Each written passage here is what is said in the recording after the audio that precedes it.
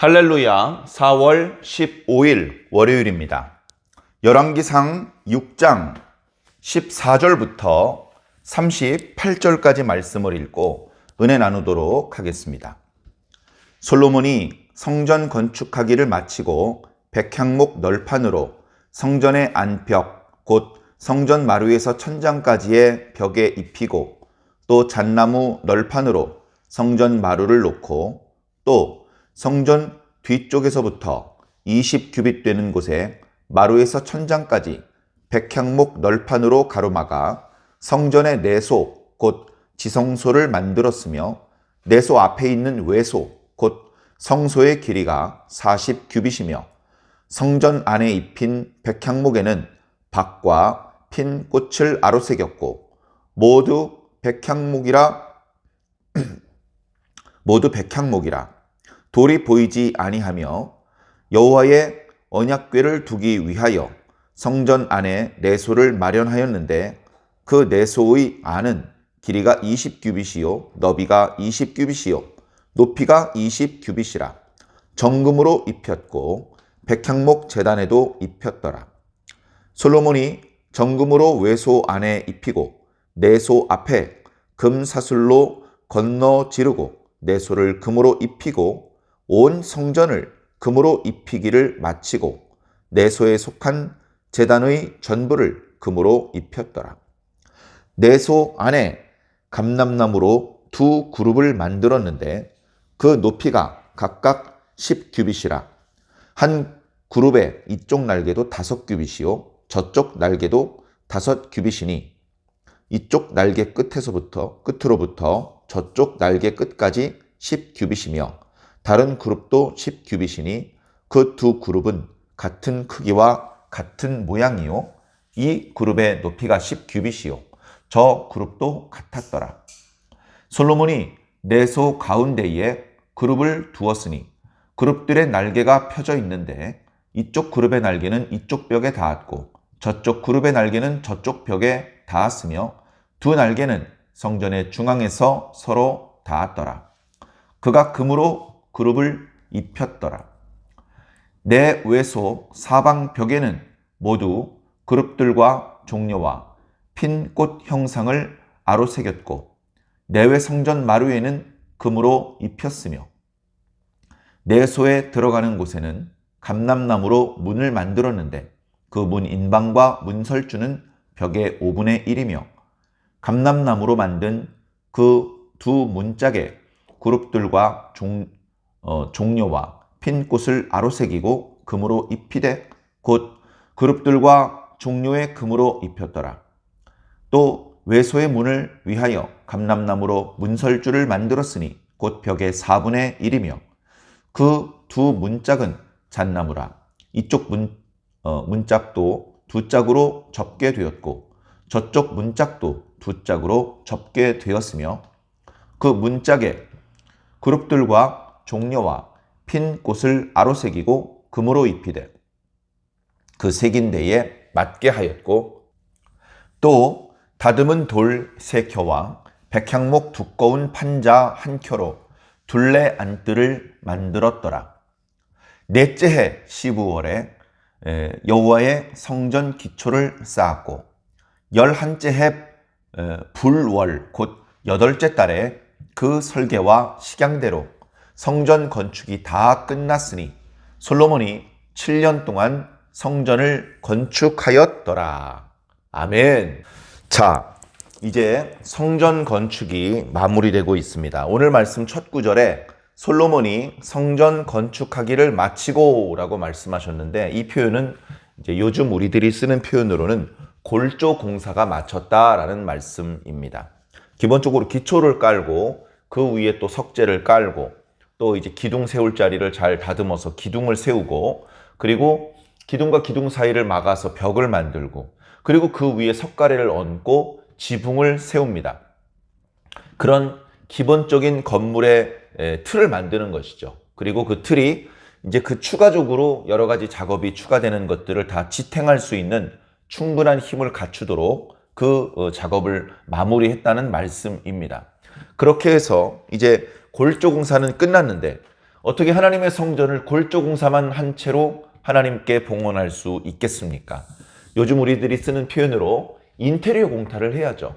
인테리어 공사도 하고 창호 공사도 하고 그 다음에 내부에 이제 그 장식을 위해서 여러 가지로 세공을 하기도 하고 또는 여러 오브제들을 설치하기도 하는데 오늘 말씀에 이제 그런 부분들이 나타나고 있습니다. 물론 이것을 사진이나 또는 영상으로 보여주지 못하고 글씨로 표현하다 보니까 우리가 말씀을 읽으면서 이게 무슨 뜻이지 이해가 될 듯 안 될 듯 합니다.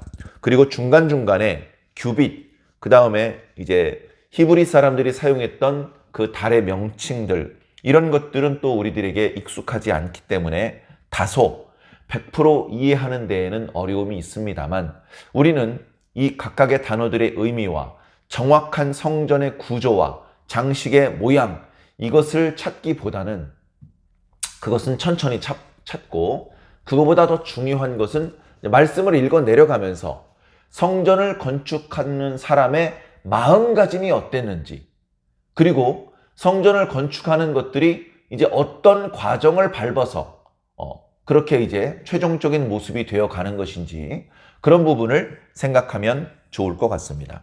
먼저 본문 말씀을 다시 한번 간략하게 살펴보겠습니다. 첫 구절 14절에는 골조 공사가 끝났다.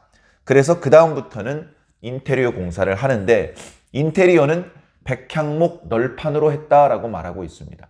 백향목은 아주 고급 건축 자재입니다. 나무이지만 그 빛깔이 희고 그리고 그 나무에서부터 은은한 향이 뿜어져 나올 뿐 아니라 매우 단단하기 때문에 아주 최고의 건축 자재입니다. 그것으로 널판을 만들어서 성전 내부를 이렇게 마감을 했다라고 말하고 있습니다. 우리도 시멘트로 만들어 놓은 집에서 그냥 살지 않고 그 위에 최소한 벽지라도 하고 또는 여러 가지 인테리어로 장식을 하지 않습니까? 솔로몬도 벽에 거칠거칠한 목재나 석재가 보이지 않도록 깨끗하게 백향목으로 널판을 많이 만들어서 바닥과 벽과 천장까지 인테리어 마감을 지금 하고 있습니다. 그래서 뒤에 보면 돌이 보이지 않게 했다. 석재가 보이지 않게 했다. 그렇게 마감 공사를 했다고 말합니다. 물론 부분적으로 잣나무를 활용하기도 하고 문짝이나 문인방과 설주를 만들 때는 감람나무를 쓰기도 합니다. 부분적으로 그 재료가 더 그 자리에 적당할 때에는 그렇게 다른 종류의 목재를 쓸 때도 있지만 거의 대부분 백향목을 주로 사용해서 성전 내부를 인테리어 공사를 하고 있습니다. 뿐만 아니라 벽 부분에 이제 백향목 널판을 대일 때는 민둥민둥한 그런 어떤 백향목 널판을 대는 것으로 끝나지 않고 그 백향목을 두툼하게 해서 거기에다 무늬를 아로 새깁니다. 밭꽃, 꽃핀 무늬 또는 종려나무 가지 이런 것들을 아로 새겨서 성전 내부에 밋밋한 곳이 없도록 최선을 다해서 화려하게 장식을 했습니다. 그뿐만이 아닙니다. 그렇게 백향목으로 장식한 다음에 그 위에 금을 입혔습니다. 금을 입혔다는 표현이 이제 어떤 것인지 정확히 모릅니다. 그러나 보통 학자들이 말하는 것은 금을 조그맣게 조각을 내서 마치 우리가 옛날 이제 사극을 보면 장수들이 갑옷에 철을 비늘처럼 붙였던 것처럼 그렇게 성전 내부에 온통 철을 그 금을 이렇게 얇게 판때기로 만들어서 금박을 만들어서 그것을 벽에다 일일이 붙였던 것 같습니다. 성전 내부에는 별도의 창문은 없습니다. 요즘처럼 전기로 조명할 수도 없고요. 순금 등잔대로 조명을 하는 것이 전부입니다. 그런데 그 넓은 공간을 환하게 비추기에는 순금 등잔대 7등잔으로는 부족할 것 같은데 제가 상상을 해보면 순금 등잔대 7등잔에 불을 붙이면 그 등잔 불빛이 사방으로 퍼져나가면서 바닥과 벽과 천장 그리고 여러 기구들에 입혀놓은 금 때문에 반사가 되어서 그 내부가 그 어떤 것보다 찬란하고 아름다웠을 것 같습니다. 금은 매우 고가임에도 불구하고 솔로몬이 아낌없이 모든 기구들뿐 아니라 벽과 바닥과 천장을 장식하는 데 사용을 했습니다. 그렇게 함으로 해서 금하고는 비교할 수 없는 하나님의 영광과 하나님의 아름다움을 표현하려고 했던 것이죠. 성전 바깥에는 그렇게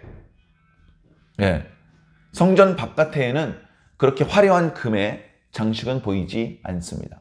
성전 내부로 들어가야만 볼 수 있는 것이죠. 그러나 그 내부는 어두컴컴하고 무섭고 답답한 곳이 아니라 하나님의 영광이 찬란하게 빛나고 있다는 것을 그렇게 상징하여 보여줄 수 있도록 솔로몬이 최선을 다해서 그 내부를 만들었습니다. 그 내부에 이제 지성소와 성소를 백향목 널판으로 가로막아서 그 자리에 이제 언약궤를 둘 수 있는 지성소를 따로 만들었고요. 거기에 이제 따로 문을 설치를 해서 문 안쪽과 바깥쪽을 구별했습니다. 그리고 지성소는 내소라고도 말하는 그곳에는 이제 감람나무로 그룹들을 만들었습니다. 그룹이 무엇이냐 설명하기 어려운데요. 그냥 알기 쉽게 설명드리자면 날개에 달린 천사의 모습이다라고 생각하시면 좋을 것 같습니다. 그래서 그 그룹들을 만들어서 그룹들 둘을 그 안에 나무로 만들어서 놓았습니다. 날개를 활짝 펼친 상태의 모습으로 그룹들을 만들어 놓았고 그 나무 위에 역시 금으로 입혔습니다. 그래서 언약궤도 금으로 입혔고 그룹도 금으로 입혔고 그리고 그 안쪽 내소의 벽과 바닥과 천장과 문짝과 문 인방과 설주도 모두 금으로 입혔습니다. 성소도 마찬가지입니다. 그렇게 해서 모든 기구와 벽과 바닥과 천장과 문짝과 그 모든 것들을 이제 돌이 보이지 않게 먼저는 백향목으로 마감을 하고 그 위에 금으로 장식을 했다고 말씀해주고 있습니다. 맨 끝에 36절에 보면 이제 외부에 이제 다듬은 돌과 백향목 두꺼운 판자로 안뜰을 만들었다라고 기록하고 있고요. 이제 37절과 38절은 이제 마감 공사까지 완전히 끝났다라는 보고를 하고 있습니다. 넷째 해, 그러니까 솔로몬이 왕이 되고 네 번째 해에 12월은 우리말로 두 번째 달입니다. 두 번째 달에 기초 공사를 착공을 했습니다. 그리고 왕이 된 지 11째 해에 불월 8째 달에 설계와 식양대로 이제 모든 마감 공사까지 끝났습니다. 그래서 솔로몬이 7년 동안 성전을 건축했다. 이렇게 이제 모든 마감 공사까지 끝났다고 말씀하고 있는데요. 정확하게는 7년 6개월입니다. 7년 6개월 기간 동안 솔로몬은 자신의 모든 열과 성을 다 바쳤고 부친과 또 본인이 준비했던 모든 건축자재, 돈, 양식, 금 아무것도 아낌없이 하나님의 성전을 건축하는 데 쏟아 부었습니다. 뒤에 왕궁을 짓기 위해 13년이나 걸렸다. 성전을 건축할 때보다 더 많은 정성을 쏟은 것이 아니냐? 이렇게 말하는 분도 있지만 그렇지 않습니다. 우선 성전을 건축하는데 있는 힘을 다 쏟은 것입니다. 그리고 남은 힘으로 천천히 이 건물 저 건물 짓는 것이 13년이 걸린 것뿐인 것이죠. 그렇게 성전이 건축되고 있습니다. 저는 특별히 맨 마지막 구절에 성전이 그 설계와 식양대로 성전 건축이 다 끝났다. 설계도대로 그 식양, 그 장식의 어떤 문양을 미리 다 그려놓은 그대로 건축을 마무리했다. 라는 이 말씀이 너무나 감명 깊게 와 닿았습니다. 왜냐하면 이 성전은 솔로몬이 만들어 놓은 설계도대로 건축한 것이 아닙니다. 성경의 다른 구절을 찾아보면 이 성전의 설계도는 다윗이 만들었습니다. 다윗이 설계도를 만들었고 요즘 우리들이 쓰는 표현대로 평면도, 인면도, 단면도, 기초, 또 인테리어를 위해서 종려나무와 밭꽃, 꽃이 핀 모양을 어떤 모양으로 수놓을지, 어떤 모양으로 아로 새길지 이런 모든 도안들을 다윗 때 만들었어요. 그리고 그때 기록했던 말씀을 자세히 읽어보면 다윗이 하나님께서 보여주신 대로 도면을 그렸다라고 기록하고 있습니다. 다시 말해서 이 성전은 솔로몬이 기분 내키는 대로 만든 것이 아닙니다. 이미 다윗 왕 때 하나님께서 다른 선지자들에게 환상을 보여주는 것과 마찬가지의 방법으로 다윗에게 완성된 성전의 모습을 먼저 보여주셨습니다.